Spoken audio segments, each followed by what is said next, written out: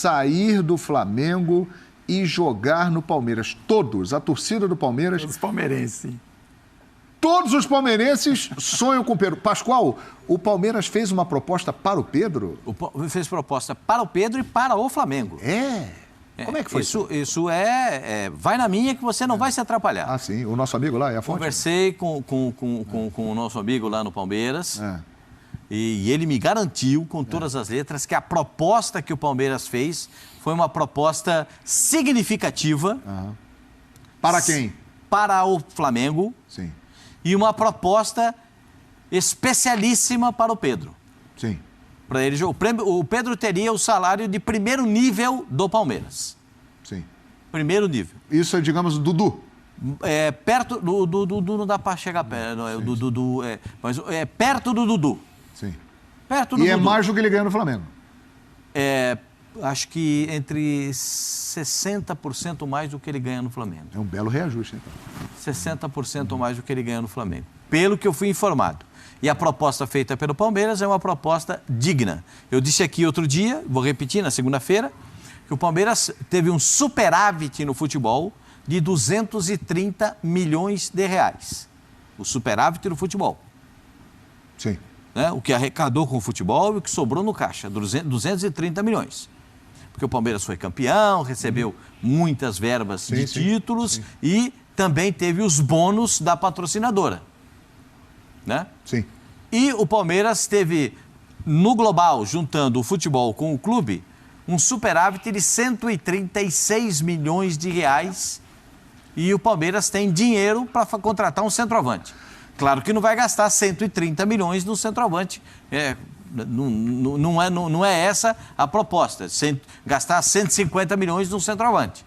Não é isso. Mas o Palmeiras quer um centroavante. Vai precisar gastar mais um pouquinho para ser o Pedro, viu, Pascoal?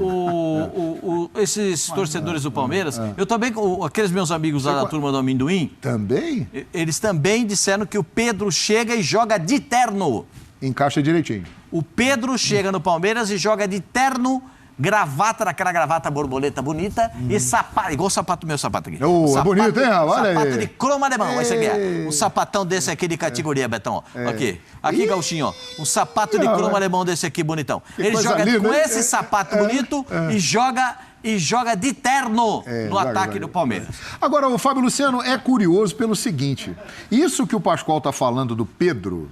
Eu tenho a impressão de que isso cabe para todos os times do futebol brasileiro. Não quis, não aceitou. E o Flamengo não quis conversar a respeito disso. Não está à venda, não faremos negócio e não há possibilidade. Se quiser comprar, paga a multa. A multa é impraticável para o futebol brasileiro. Então, Pedro milhões de reais. Vai seguir no Flamengo. No câmbio de hoje, 620 milhões de reais. E um detalhe, o Pedro tem contrato com o Flamengo até 30 de dezembro de 2025. Ele tem mais 3 anos e alguns meses de contrato com o Flamengo. Agora, o curioso, Fábio Luciano, é o seguinte, isso que o Pascoal está falando, que ele joga com sapato de cromo, de terno, aquela coisa toda, ele jogaria em qualquer equipe do futebol brasileiro. Sim. Mas ele ainda não é um titular do Flamengo. É isso. Está virando um titular? Assim, acho que dá para a gente começar com esse assunto. Eu acho que com o Paulo Souza ele vai jogar mais. Eu acho que aí vai existir uma movimentação um pouco do Gabigol. O Gabigol vai andar um passinho ali para a direita, vai formar essa dupla, né, de atacantes com o Pedro e ali talvez o Bruno Henrique, né, pelo lado esquerdo, a Arrascaeta um pouco mais centralizado. A única coisa que é bacana a gente tocar é que o Pedro ele precisa jogar mais, né? Eu acho que o Paulo Souza pode arrumar um esquema para que ele tenha mais minutos no Flamengo, porque ele é um grande centroavante, né? É um cara faro de gol, questão técnica é muito apurada, jogaria em qualquer clube do Brasil, com certeza, como você falou. Tem um contrato longo no Flamengo, uma multa muito alta, então eu acho que o Flamengo não vai facilitar. Acho que o Flamengo vai brigar para ter o Pedro no seu elenco, o Flamengo briga por várias competições. É um rival, então assim, o Flamengo negociando com o Palmeiras, ele está entregando um grande jogador para um rival nessa briga por títulos. O Palmeiras está no direito dele também, porque entende que precisa de um atacante, tem dinheiro no caixa, como o Pascoal falou. Enfim, pode trazer tumultuar um pouquinho o ambiente do Flamengo, porque sai a notícia que fez uma proposta para o clube, o salário do jogador, como o Pascoal falou, é mais de 60% dos vencimentos, então isso mexe com a cabeça. O Pedro já falou várias vezes que é flamenguista, que ele sempre sonhou em jogar no Flamengo, enfim, isso pesa um pouquinho para ele, mas o que mais pesa são os minutos, né? Eu acho que ele se incomoda também com relação a isso, ele olhar os titulares do Flamengo em quase todos os jogos, ele não estar presente, ele ser uma opção no banco de reservas, ele ser uma opção quando o Flamengo coloca um time misto. Então é um jogador que, na minha opinião, ele vai permanecer no Flamengo, mas através dessa permanência que ele tenha mais tempo, porque é um jogador que ele desperta o interesse do Tite, por exemplo, nas convocações da seleção brasileira. Muitas vezes não é convocado, foi convocado sem jogar e muitas vezes também não é convocado porque não tem uma minutagem muito alta de jogos. Então é um jogador que precisa de minutos. Pode ser muito importante para o Flamengo, pode jogar ao lado do Gabigol, pode formar um trio de ataque, né? Agora o Everton Ribeiro, que atuava pelo lado direito, agora foi mudado para o lado esquerdo, então abre uma possibilidade do Gabigol vir um pouquinho para a direita, ter um Pedro um pouco mais centralizado, e acho que o Abel o Abel sonha com o Pedro, mas acho que o Paulo Souza vai utilizá-lo mais nesse ano. O Mauro Naves, ele Só nesta temporada... Pois não.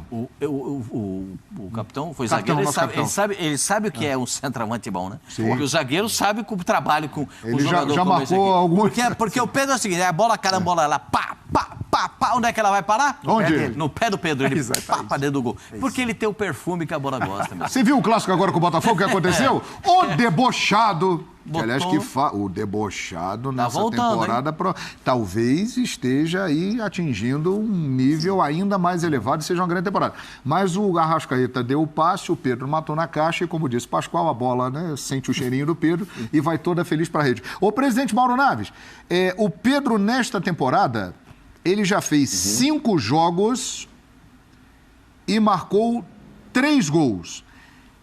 O Paulo Souza mostra que tem uma tendência a colocá-lo. Nós temos aí, números interessantes do Pedro, com menos minutos em campo, né? Ele já fez ali, 44 gols em 105 jogos, o que mostra o poderio ofensivo realmente que tem o Pedro. Agora, presidente, apesar do Paulo Souza sempre ter demonstrado que quer colocá-lo ao lado do Gabigol e tal, e tem uma intenção de transformá-lo em titular, essa pressão, esse assédio do Palmeiras pode fazer com que o Pedro vire de vez titular do Flamengo, presidente Mauro Naves? Eu não acredito que o Paulo vá pensar nisso, não. O Paulo está pensando em aproveitá-lo para o bem do Flamengo, para o esquema dele, enfim. Não, puxa, agora eu preciso colocar. Não acho que a diretoria vai chegar nele e dizer, o menino precisa jogar aí para ficar mais feliz. Acho que esse tipo de interferência não vai ter. Ele naturalmente vai procurar utilizar mais o Pedro, eu acho, né? Porque o centroavante que pode ir para a Copa do Mundo, assim, não dá para ficar. Você botou aí, né, 5.631 minutos em campo. Isso. Tá? Sabe o que é isso? É desde 20 de março, quando ele chegou no Flamengo. Sim. Ou seja, de lá para cá, ele jogou 53 partidas como titulares, eu estou olhando uma outra tabela, que significa apenas 50% dos jogos como titular. Exato. O Gabigol, por exemplo, jogou 95% das partidas. Só que numa lista de 50 brasileiros, desde que ele chegou no Flamengo, 50 atacantes, inclusive o Hulk, etc. e tal, o Diego Souza, que faz mais gols, mas enfim, em termos de minutagem, ele é o segundo, ele só perde exatamente pro Gabigol. Ele é o segundo, jogando só metade dos jogos, com essa minutagem que você colocou aí.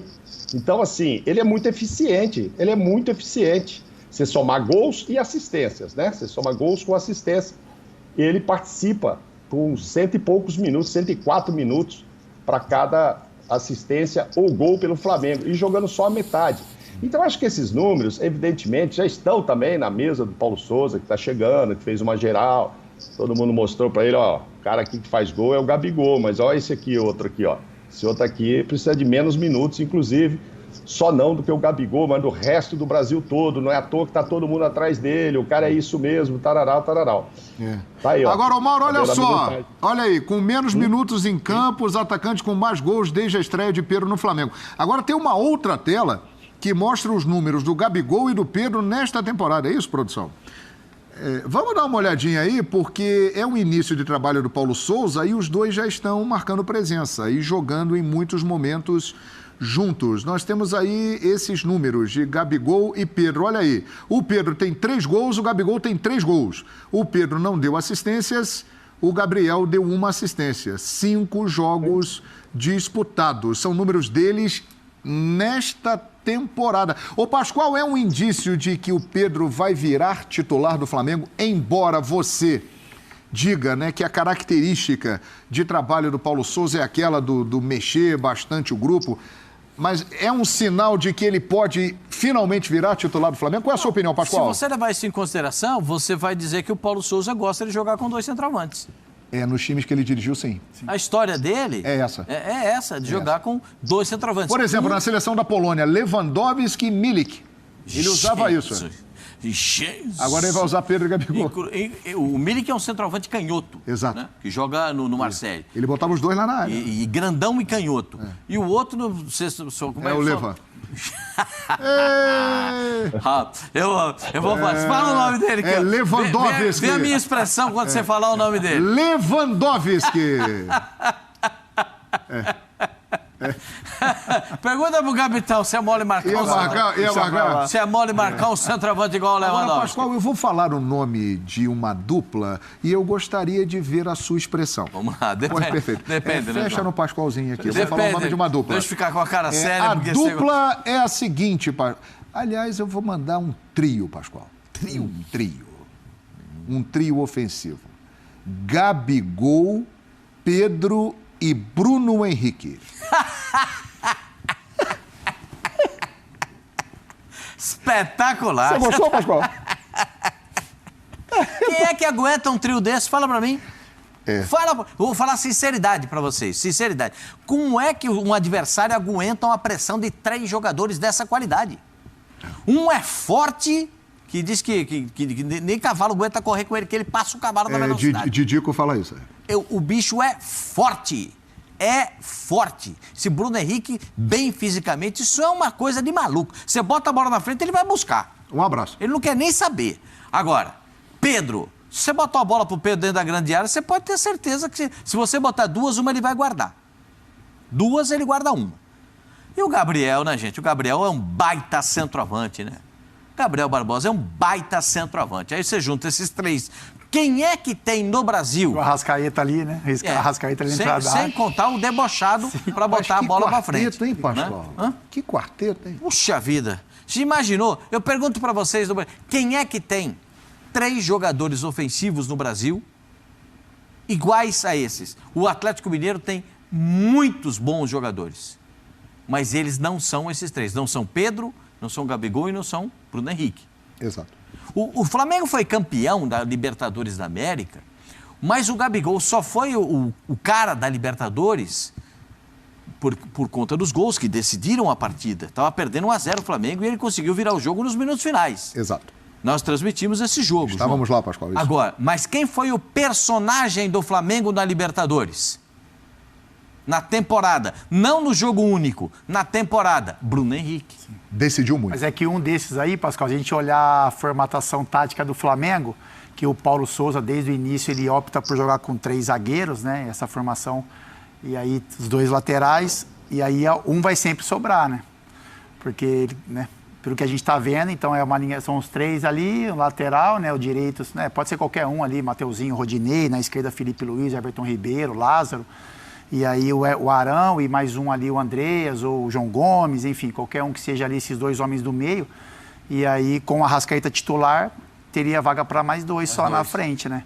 Então é isso que o torcedor do Flamengo, acho que ele pensa, ele fala, poxa, o Paulo tem essa ideia de 3 zagueiros, e aí o time fica fortalecido ali atrás. Mas o torcedor do Flamengo, ele está acostumado com 4 homens na frente, né? Essa foi a minha observação quando ele chegou e a gente sabia, a gente tinha as informações da maneira como ele armava os seus times. Porque o torcedor do Flamengo, ele se identificou em 2019 com um time que funcionava com um quarteto, né? Então o João brilhantemente narrou vários jogos do Flamengo. Então obrigado, era um quarteto mágico. E agora esse quarteto mágico é mais complicado de se ter, porque você ganha um homem mais atrás, mas você perde um jogador de qualidade na frente. Então, assim, a frente é Arrascaeta, Pedro, Gabigol, ou Arrascaeta, Bruno Henrique, Gabigol, ou Pedro e Bruno Henrique na frente. Se tiver coragem de tirar um volante, né, Fábio? Então, aí teria que tirar um volante. Então, aí teria que ter coragem de tirar um volante, que pode ser que ele faça isso, né, Mauro? Pode ser que a hora que ele entenda que o Flamengo tem uma sustentação defensiva, os dois laterais, e ele pode jogar com só um homem ali na frente, talvez seria interessante, como o Felipe Melo faz no Fluminense, em alguns momentos, esse terceiro zagueiro central, Davi Luiz, por exemplo, ele encaixasse um pouquinho mais para frente. E aí esse terceiro zagueiro faria o segundo volante, ou o primeiro volante, e quando necessário, sobrasse como um líbero. E então são coisas que a gente gostaria de ver do Paulo Souza, né?